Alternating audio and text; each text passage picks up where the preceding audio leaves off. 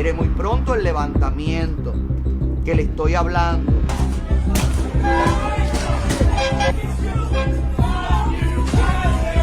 Espérelo, porque eso se va a sumar a un levantamiento a nivel de todo Estados Unidos.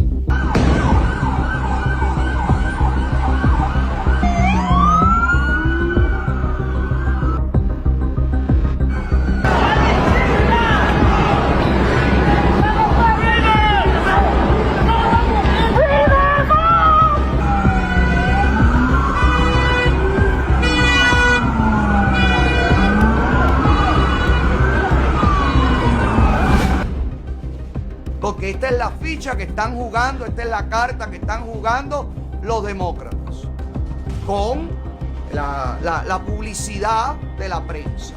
La misma prensa que decía que Kamala estaba ganando.